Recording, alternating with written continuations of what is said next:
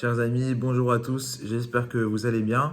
Cette semaine, nous commençons la paracha de Beha'alotecha. Il est écrit à la fin de notre paracha que Myriam et Aaron, le grand frère et la grande sœur de Moshe Rabbeinu, de Moïse, avaient tenu des propos médisants, des propos péjoratifs à l'égard de Moshe Rabbeinu et de son épouse Tzipora. Après avoir évoqué ce passage, la Torah rapporte de suite après le verset suivant, Ve'aish Moshe anav mikol adam asher al pene adama, et l'homme Moshe était l'homme le plus humble qui existait sur la surface de la terre. Et notre première question, mes chers amis, est de comprendre quel est le lien qu'il y a entre le lashon hara, la médisance qui a été pratiquée par Myriam et Aaron, et le verset qui suit, juste après, qui nous enseigne que Moshe était un homme humble. Pourquoi faire suivre ces versets l'un juste après l'autre? Eh bien, c'est pour nous apprendre, mes chers amis, tout d'abord, un premier point, une première leçon. C'est que un homme qui est humble, comme Moshe, c'est-à-dire un homme qui est humble, c'est un homme qui connaît sa place. Cela veut donc dire que si l'on médit sur lui, si l'on dit des propos péjoratifs à son égard, et que l'on va raconter à d'autres personnes de la médisance à son sujet, si c'est un homme humble, c'est un homme qui ne sera pas atteint. Pourquoi? Parce que l'homme qui est humble, c'est un homme qui connaît sa place. Quand on nous dit humble, c'est pas dans le sens qui se sent inférieur, c'est pas dans le sens qui se dévalorise ou qui se déprécie. Humble, c'est-à-dire un homme qui connaît sa place.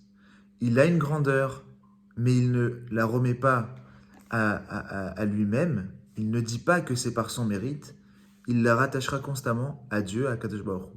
Moshe est l'homme qui est le plus saint et le plus grand des prophètes. Il a un niveau que personne n'a jamais atteint, et pourtant c'est l'homme le plus humble. C'est-à-dire que Moshe, avec toute sa grandeur, connaît sa place. Eh bien, mes chers amis, un homme qui connaît sa place, une personne qui est humble, elle connaît sa place. Et donc, elle ne sera pas atteinte par les propos qu'on peut dire sur elle. On a beau dire tout ce qu'on veut sur elle, on a beau dire tous les mots négatifs qu'on peut sur cette personne ne sera pas atteinte parce qu'elle est humble, parce qu'elle connaît réellement sa place. Quelqu'un d'orgueilleux, il cherche constamment sa place. Il a besoin de se faire montrer. Il a besoin qu'on le voie, il a besoin qu'on le regarde, il a besoin de faire savoir ce qu'il fait. Pourquoi? Parce qu'il est orgueilleux. L'orgueilleux ne connaît pas sa place. L'orgueilleux n'est pas conscient de sa place. Il a besoin constamment de l'agrandir, de trouver, de la chercher. Et donc lui, l'orgueilleux sera atteint par les propos médisants. Un homme qui est humble, il n'est pas atteint par la médisance. C'est ça que nous dit la Torah ici. On a fait juxtaposer les deux versets, l'un près de l'autre. D'abord Myriam et Aaron qui parlent de la médisance. Ensuite, on nous signale tout de suite que Moshe était un homme humble. Ça veut dire Moshe n'a pas été atteint par cela. Moshe n'a pas été atteint par le fait que son frère et sa propre sœur parlent de lui en mal parce qu'il était un homme humble. Ils ont bon parler, ils ont beau dire « Je sais que moi, je connais ma place, je sais que je suis dans le Hémet, je sais que je suis dans la vérité, dans le droit chemin, dans le bon chemin. » Et donc, peu importe les propos qui peuvent être dits sur moi, moi, je reste droit dans mes bottes, je n'ai rien à craindre et je n'ai pas à être déstabilisé ou à perdre confiance en moi à cause de ça.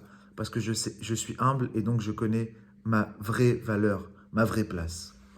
Et dernier enseignement, mes chers amis, sur cette paracha, c'est qu'à la fin, il en suit, comme vous le savez, ceux qui commettaient la faute de lashon hara, de médisance, étaient punis par la lèpre, la tsaraat. Leur corps devenait lépreux et ils devaient passer un stade de quarantaine pendant quelques jours. Ils devaient être mis à l'écart du peuple, du campement.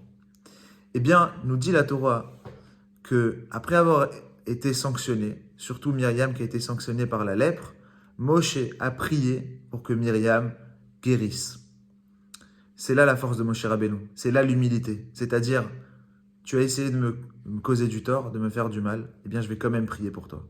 Et c'est surprenant de la part de Moshe, encore plus par sa propre sœur, c'est encore plus dur quand ça vient de quelqu'un qui est de notre famille, qui vient et qui essaye de nous causer du tort, de dire je vais lui faire du bien, je vais prier pour qu'il guérisse, je vais pas lui tenir rigueur.